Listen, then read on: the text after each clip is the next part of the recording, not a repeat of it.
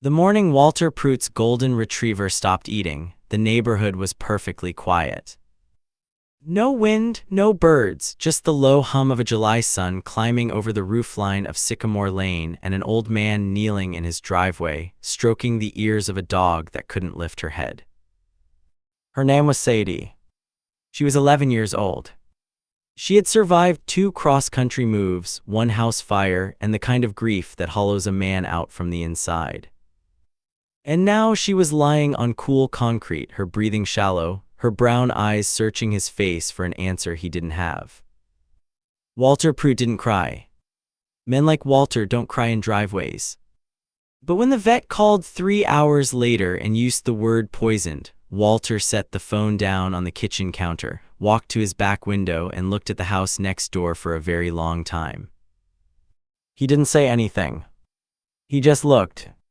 And if his neighbor, a man named Chadwick Renner, had been paying attention that morning instead of posting breakfast photos on Instagram, he might have noticed the expression on Walter's face. And he would have started packing. Let me tell you about Sycamore Lane. It sits in the northwest corner of Harlan County, tucked into the foothills outside Pineville, Kentucky, a town of about 6,000 people who mostly keep to themselves and mean it as a compliment. The year was 2019. The summer of 2019, to be exact, one of those Kentucky summers that arrives like an argument and stays too long. Humid and golden and smelling of honeysuckle and creek water and someone always, somewhere, cutting grass. Sycamore Lane had 12 houses. 11 of them had American flags. The kind of street where people still waved from their porches, where Mrs. Delgado brought tomatoes to her neighbors in August, where the kids rode bikes until the streetlights came on and nobody worried much about it. The houses weren't fancy. Brick ranches mostly, deep lots, old trees that had been there longer than anyone's grandparents. The kind of neighborhood that real estate agents call established but residents just call home. Number 4 Sycamore Lane sat near the end of the cul-de-sac. It had a covered porch with 2 rocking chairs, one that got used and one that didn't anymore. A vegetable garden along the south fence. A detached workshop behind the house with the lights on more often than not. And out front, beside the mailbox that read Pruitt in stick-on black letters, a row of yellow rose bushes that bloomed every June like clockwork. Margaret Pruitt had planted those roses in 1987. Margaret Pruitt had been gone since 2014. But every June they bloomed. Master Sergeant Walter Allen Pruitt, United States Army, retired. Born 1948 in Harlan County, Kentucky, the same county where he would spend the last chapter of his life. He enlisted at 19 in the spring of 1967 because his father had served and his uncle had served, and because, as he would tell it later, there didn't seem to be much point in asking questions when your country was calling. He went to Vietnam. He came home in 1969 with a Purple Heart, a combat infantryman badge, and something behind his eyes that his mother noticed the moment he stepped off the bus and never mentioned again. He re-enlisted. He served through the Cold War, through Panama, through Desert Storm, where he led a 12-man scout team through the Kuwaiti oil fields in February of 1991 under conditions he never discussed at dinner parties, mostly because he didn't go to dinner parties. He retired in 1994 with 27 years of service, a chest full of ribbons, and a handshake from a general whose name he couldn't remember because he wasn't paying attention. He was thinking about getting home to Margaret. They bought the house on Sycamore Lane in 1995. Raised 2 kids, buried 1 dog, watched the maple tree in the backyard go from a sapling to something you needed 2 arms to hug. When Margaret got sick, Walter converted the workshop into a woodworking shop so he could be close to the house. He built her a bench for the garden, then a set of bookshelves, then a hope chest she asked him to give to their daughter someday. He gave it to their daughter in 2014, at the reception after the funeral. After that, he kept building things. He didn't stop, couldn't stop. The smell of sawdust and the feel of raw walnut under a hand plane were the things that kept the other feelings, the ones without names, from getting too loud. He was 71 years old in the summer of 2019. He walked with a slight hitch in his right hip, a souvenir from a mortar round outside Hugh City, 1968, that the VA had never quite gotten straight. He went to the VA every 4 months for his knee. He went to the hardware store every Tuesday. He brought Mrs. Delgado's recycling bins in from the curb when she forgot, which was often. He had one living companion, Sadie, a golden retriever he'd adopted from a rescue in Lexington in 2008 when she was a puppy, and he was 59 and feeling, for the first time since Margaret's diagnosis, like maybe he could be responsible for something soft again. She slept at the foot of his bed. She sat beside him in the workshop. She was, as Walter once told his son on the phone, the best listener I've ever had. Now, let me tell you about the house next door. Number 6 Sycamore Lane had belonged to the Hatcher family for 30 years. Tom Hatcher had retired to Florida in the spring of 2019, and the house sat on the market for about 6 weeks before the offer came in, all cash, above asking, from a buyer who waived inspection. The neighbors found out who'd bought it on a Thursday afternoon in late May, when a pearl-white 2021 BMW X7 pulled up to the curb and a man got out wearing sunglasses that cost more than most people's rent. His name was Chadwick Renner. 34 years old, born in Cincinnati, had made what he called his first exit at 29 when he sold a project management software startup to a private equity firm for somewhere in the neighborhood of $4 million, a number he found ways to mention within the first 10 minutes of any conversation.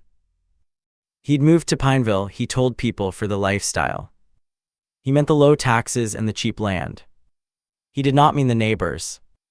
The moving truck arrived Friday morning. 2 of them actually, a large one for furniture and a smaller one, wrapped in climate control branding, for what turned out to be a collection of arcade machines, a commercial espresso setup, and approximately 40 boxes labeled Chad stuff, do not touch. Walter was in his front garden when Chadwick walked across the lawn to introduce himself. Walter stood, extended his hand. Chadwick looked at the garden, looked at Walter's work boots, looked at the American flag on the porch, and said, and I want you to listen carefully to exactly how he said it, "Hey, try not to let your dog use my yard as a bathroom, okay? I'm putting in artificial turf and it's a nightmare to clean." Then he walked back to his house. Walter looked down at Sadie. Sadie looked up at Walter. Neither of them said anything. But that evening, Walter went into the workshop and took down a green spiral notebook from the shelf above the workbench. He wrote the date at the top of the first page. He wrote down exactly what Chadwick had said. He underlined it once. The first real incident happened 11 days later. It was a Sunday morning, the kind of warm, slow Sunday that makes you feel like the world has agreed, just for today, to give everyone a rest. Walter was on his porch with coffee when he heard it. Music. Not music the way you hear it from a passing car. Music the way you hear it when someone has pointed a professional-grade outdoor speaker system directly at your property line and turned it up past the point of conversation. It was 7:14 in the morning. Walter set down his coffee, put on his boots, walked next door and knocked. Chadwick answered in a silk robe, phone in hand, filming what appeared to be a home renovation video for his social media channels. "Hey man, I'm kind of in the middle of something," he said, not looking up. "The music," Walter said, "I'd appreciate it if you turned it down." Chadwick looked up then, looked at Walter the way a man looks at a door-to-door salesman, tolerant, briefly, before moving on. "It's Sunday," Chadwick said. "People celebrate on Sunday." Ordinance in Harlan County says residential noise below 70 decibels before 9 a.m., Walter said. He wasn't angry. His voice was the same temperature it always was, flat and even, like a road through empty country. Chadwick smiled the kind of smile that isn't one. "Listen, Chief," he said, and the word landed the way it was meant to. "I own this property. I'll listen to what I want when I want. You want quiet, move to a cemetery." He closed the door. Walter walked back to his porch. He picked up his coffee. He wrote in the green notebook. Now let me pause here and ask you something. Have you ever tried to be completely, genuinely reasonable with someone who has decided, before you even open your mouth, that you don't matter? Someone who looks right through you like your furniture? Drop a comment and tell me what happened, because I think a lot of you know exactly how Walter felt on that porch. And I think a lot of you know what that kind of patience costs. July arrived, and with it, Chadwick Renner arrived in full. He had decided, and this was somehow the most infuriating thing, that Sycamore Lane was his project, his aesthetic canvas, his content. He hired a landscaping crew that showed up at 7 a.m. every Monday and Wednesday with leaf blowers. He installed 4 floodlights on his eaves that pointed outward, 2 of them directly at Walter's bedroom window, and activated them on a motion sensor that Sadie's nighttime bathroom trips triggered without fail. He filed a complaint with the Harlan County Code Enforcement Office claiming that Walter's workshop was an unlicensed commercial structure, a claim that was investigated, found baseless, and dismissed in 6 business days, but not before Walter had to spend 2 afternoons on the phone with a county inspector. He parked his BMW in the shared apron at the end of the cul-de-sac, technically on Walter's side of the property line, and when Walter left a polite note under the windshield wiper, the note reappeared the next morning taped to Walter's mailbox with a single word written across it in red marker. I won't repeat the word. Walter photographed it, added it to the notebook. He had, by this point, installed 2 security cameras, one facing the street, one facing the property line with Chadwick's yard. He'd bought them at the hardware store on a Tuesday in late June, and he'd mounted them himself, running the cables back through the workshop wall to a small monitor on his workbench. He had footage of the floodlights. He had footage of the parking. He had the note. He had timestamps. He had everything. But here's what he didn't have yet, in July of 2019. He didn't have proof of what Chadwick Renner had done to Sadie. That changed on a Thursday afternoon in the second week of July. Walter had been in the workshop since morning, fitting dovetail joints on a blanket chest he was building for his granddaughter. Sadie was sleeping in her usual spot, a folded horse blanket near the door, when she got up, drank from her water bowl, and wandered into the backyard. Walter didn't think anything of it. She always came back. An hour later, he found her lying near the fence line. Her food bowl from that morning was still full. She wouldn't take water. She was trembling. Walter loaded her into the truck and drove 38 miles to the veterinary clinic in Harlan. Dr. Renita Bowman had been practicing veterinary medicine for 22 years. She ran her tests quietly, spoke to Walter in the waiting room for about 4 minutes, and then said the word he'd been afraid of. Antifreeze, she said, ethylene glycol, classic presentation. How long ago do you think she got into it? She was fine this morning, Walter said. Okay, that's good. That means we have a window. She paused. Mr. Pruitt, this doesn't usually happen by accident, not in a fenced yard. Walter was quiet for a moment. I understand, he said. I'm going to do everything I can for her. I know you will. He sat in a plastic chair in the waiting room for 4 hours and 20 minutes. He didn't use his phone. He didn't pace. He sat with his hands on his knees and his eyes on the middle distance, the way men who have waited for things in very bad places learn to wait. When Dr. Bowman came back out, Sadie was alive, stable. She would need several days of IV treatment and monitoring, and she would never quite have the energy she'd had before, but she was alive. Walter paid the bill, $2,340 in veterinary fees, in cash. He drove home in the dark. He pulled into the driveway. He sat in the truck for a few minutes. Then he got out, walked to the backyard, and found what he'd already suspected he'd find, a small pile of antifreeze-soaked cat food, pressed through the gap at the bottom of the fence. He photographed it. He collected a sample in a plastic bag, the kind of thing a man who spent years gathering battlefield intelligence does without thinking. He put the bag in the freezer. He went to bed. Direct hit. If you think Walter Pruitt is going to let this go, you have never in your life met a man like Walter Pruitt. Because here's what I need you to understand. There are men who get angry quickly and act quickly and regret it later. And then there are men who have sat in jungle darkness with their hand over a radio, waiting for the right moment, knowing that patience is the only weapon that doesn't run out of ammunition. Walter Pruitt was the second kind. Here's what nobody on Sycamore Lane knew. They knew Walter was a veteran. They knew he was kind and quiet and handy with wood. They knew he brought in Mrs. Delgado's recycling bins. What they didn't know, what there was no reason for them to know, was that Walter Allen Pruitt had not spent his entire military career as an infantry soldier. After Desert Storm, he had been recruited into the Army's Criminal Investigation Division, CID. He'd spent the last 9 years of his service as a special agent, investigating fraud, theft, and criminal misconduct across 4 Army installations. He had conducted surveillance operations. He had prepared evidence packages that prosecutors used to put people in federal prison. He knew exactly how evidence worked. He knew exactly what was admissible and what wasn't.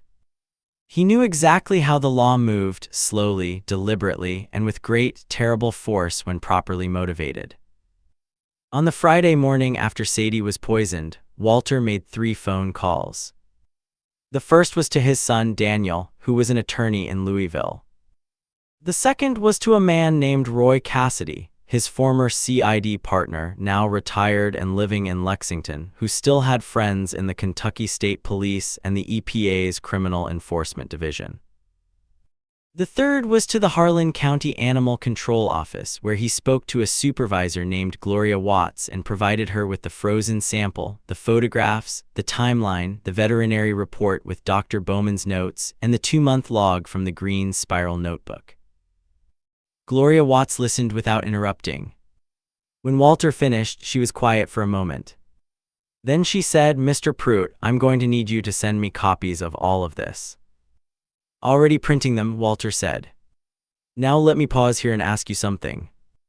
Did you notice the green spiral notebook, the one Walter started writing in the very first day, the day Chadwick said those words about the dog and the artificial turf? That notebook. 2 months of documented incidents, photographed, dated, and witnessed where possible. That notebook was not a diary. It was a case file. Walter had been building it since day one. Because men like Walter don't just react. They prepare. And what Roy Cassidy found out in the next 48 hours, through channels Walter didn't ask him to explain, is where the story gets very, very interesting. You see, Chadwick Renner's startup exit wasn't quite the clean story he told at dinner parties. The private equity firm that had acquired his company had, in the months following the transaction, discovered what appeared to be significantly inflated user metrics in the pre-sale documentation, metrics that had formed the basis of the valuation. The matter had been referred, quietly, to the SEC's Enforcement Division in early 2018. Chadwick had moved to Pineville, Kentucky, cash purchase, low profile, in the spring of 2019. The investigation was still open. Roy called Walter back on Saturday evening. "Your neighbor," Roy said, "is a man who very much does not want official attention." Walter was quiet for a moment. "That's useful to know," he said. And on the other side of the fence, in a house full of arcade machines and commercial espresso equipment, Chadwick Renner posted a video about his country living journey and went to bed without a worry in the world. That was Saturday. It was a gray Tuesday morning in August. The kind of morning that can't decide if it wants to rain or not. Low clouds, warm, the air heavy with the smell of creek water and something electrical, like a storm still making up its mind. Walter was on his porch at 6:30, as he always was, with his first cup of coffee. Sadie was beside him. She was moving slower than she used to, but she was there. The first car turned onto Sycamore Lane at 7:02 a.m. It was a Harlan County Sheriff's cruiser, followed by an unmarked gray sedan. Then a Kentucky State Police vehicle. Then a second unmarked car. They parked in front of number 6 Sycamore Lane with the quiet, practiced efficiency of people who do this regularly. 4 officers got out, along with 2 people in civilian clothes, one of them carrying what appeared to be a document folder, the other holding a camera. One of the officers went to the door and knocked. Walter sipped his coffee. He did not look over. He was watching the maple tree in his backyard, which was just beginning to turn at the edges. Chadwick Renner opened his front door at 7:09 a.m. wearing a gray sleep shirt and holding a French press. The conversation on the porch lasted approximately 4 minutes. Walter could not hear it. He didn't need to. He watched from his peripheral vision as the document folder was opened, as Chadwick took a step backward, as the French press was, at some point, set down on the porch railing. The criminal complaint filed by Harlan County Animal Control, backed by veterinary toxicology confirming ethylene glycol poisoning, consistent with deliberate administration, physical evidence collected from the scene, 2 months of documented harassment in a notarized incident log, and security camera footage showing Chadwick Renner in Walter's backyard at 4:47 p.m. on the afternoon Sadie was poisoned, was, in the words of the Harlan County Commonwealth's attorney, one of the most thoroughly prepared animal cruelty cases this office has seen. The charge was felony cruelty to animals under Kentucky Revised Statute 525.135, a Class D felony, punishable by up to 5 years in prison. The civil complaint, filed by Walter Pruitt on behalf of his father, cited intentional infliction of emotional distress, negligence, and property damage, and sought $340,000 in compensatory damages, plus legal fees. And then there was the matter that Roy Cassidy's phone calls had put into motion, the quiet forwarding of certain publicly available information about Chadwick Renner's relocation timeline and financial activity to an SEC enforcement attorney who happened to be actively interested in receiving it. Walter had not made that call himself. He had simply mentioned to Roy that it might be relevant. By 7:45 a.m., 2 other neighbors had come out onto their porches. Mrs. Delgado stood in her doorway with her arms crossed. Nobody said anything. Chadwick Renner was not handcuffed that morning. The criminal summons required him to appear, not be taken into custody. But the process server handed him the civil complaint, the animal control order, and a separate notice that his floodlights were in violation of Harlan County Ordinance 42C and required immediate removal. He stood on his porch and read the papers. Walter finished his coffee, stood up, went inside, started the coffee maker for a second cup. Direct hit. Now let me ask you something. Have you ever watched justice arrive so quietly that it almost looked like nothing? No explosion, no confrontation, no raised voices. Just paperwork. Just the machinery of the law, properly loaded, finally released. Because that's what real justice looks like, folks. It doesn't arrive in a rage. It arrives in a gray sedan on a Tuesday morning, smelling like coffee and creek water, carrying a folder. The weeks that followed were quiet. Chadwick Renner's floodlights came down within 48 hours, removed, it appeared personally, at 11 p.m. on a Wednesday, in a kind of frantic haste that the neighbors who were still awake found oddly satisfying. The outdoor speakers went dark. The BMW stopped parking on the shared apron. Chadwick himself became a man of unusual stillness, visible occasionally through his front window, phone pressed to his ear, the expression of someone who has recently realized that the walls of a room are much closer than he thought. His attorney, a Louisville firm, filed a motion to dismiss the civil complaint. Walter Pruitt opposed it. The motion was denied. At the preliminary hearing for the animal cruelty charge, Chadwick entered a not guilty plea. His attorney requested a continuance. It was granted, and then the next one wasn't. Meanwhile, the SEC matter, which Walter had nothing officially to do with, moved at its own pace, which is to say slowly, but with the inexorable momentum of an institution that has all the time in the world and no particular reason to hurry. On Sycamore Lane, things went on. Mrs. Delgado brought tomatoes in August. The kids rode bikes until the streetlights came on. The maple in Walter's backyard went from green to gold to bare, and then it was October, and Sadie was sleeping longer during the days but still got up every morning and sat beside Walter on the porch. He built her a new step, a low wooden ramp he'd fitted to the side of the porch so she didn't have to jump up anymore. He sanded it smooth, rounded every edge. The kind of project you do because you love something and you want it to last. In March of 2020, Chadwick Renner accepted a plea agreement in the Harlan County animal cruelty case. He pled guilty to the felony charge, reduced, in exchange for cooperation and a fine, to a misdemeanor under an Alford plea, and was ordered to pay $2,340 in veterinary restitution, $5,000 in fines, and $1,200 in court costs. He was placed on 2 years of probation. The civil case settled in May of 2020 for $287,500, a number that represented, according to Walter Pruitt, the cost of making his client whole, plus the inconvenience of having to pursue it. The SEC enforcement action, which Chadwick's attorneys negotiated separately, and which took until early 2021 to resolve, resulted in a disgorgement order of $1.1 million, civil penalties, and a 5-year bar from serving as an officer or director of any public company. Number 6 Sycamore Lane went on the market in November of 2020. The moving truck came on a gray Thursday morning. Nobody on the street came outside. Nobody waved. The house sold in February of 2021 to a retired schoolteacher named Patricia Odom and her husband, a man named Gene who turned out to be a woodworker.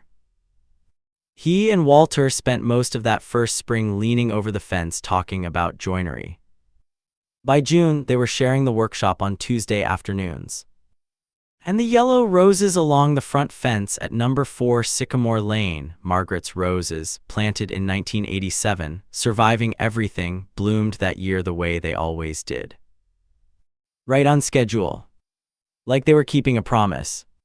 Sadie passed away in the spring of 2022. She was 14 years old. Walter buried her in the backyard under the maple tree, in a box he built himself from cherry wood he'd been setting aside for years without knowing what for. He sanded every surface. He rounded every edge. He did not rush. His son flew in from Louisville for the weekend, and they sat on the porch together in the evenings, and they didn't talk about much, and that was fine. Some things don't need words. You know, folks, I've told a lot of stories on this channel. Stories about people who pushed too hard and lost everything. About arrogance meeting its consequence. About the machine of the log grinding slow but grinding fine. But what I keep coming back to in stories like Walter's isn't the verdict. It isn't the dollar amount. It isn't the moving truck pulling away while nobody waves. It's the green spiral notebook. Started on day 1. Not in anger. In preparation. Because a man who has spent his life in service, who has learned in the hardest possible classrooms that patience is a form of power and preparation is the only armor that matters, doesn't wait for justice to find him. He builds the case. He documents the truth. He trusts the process. And he waits. He waits the way only a certain kind of man knows how to wait, quietly, steadily, without flinching, until the morning when the gray sedan turns onto his street and the folder gets opened and the machinery of consequence begins to move. Walter Pruitt is still on his porch on Sycamore Lane. Still drinking coffee in the morning. Still building things in the workshop. And if you ask him about Chadwick Renner, which nobody on the street does anymore, he'll think for a moment, look out at the maple tree and say something like, "I didn't want to fight, I just wanted to be left in peace." And then he'll go back inside. And the screen door will close behind him. And the street will be quiet. The way it was always supposed to be. Never mistake a quiet man for a weak man. Never mistake patience for permission. And never, not ever, pick a fight with a man who has spent his life learning exactly how much damage the truth can do. This story is inspired by real events and public court records. Names, locations, and specific details have been changed or dramatized for storytelling purposes. Any resemblance to real individuals is coincidental.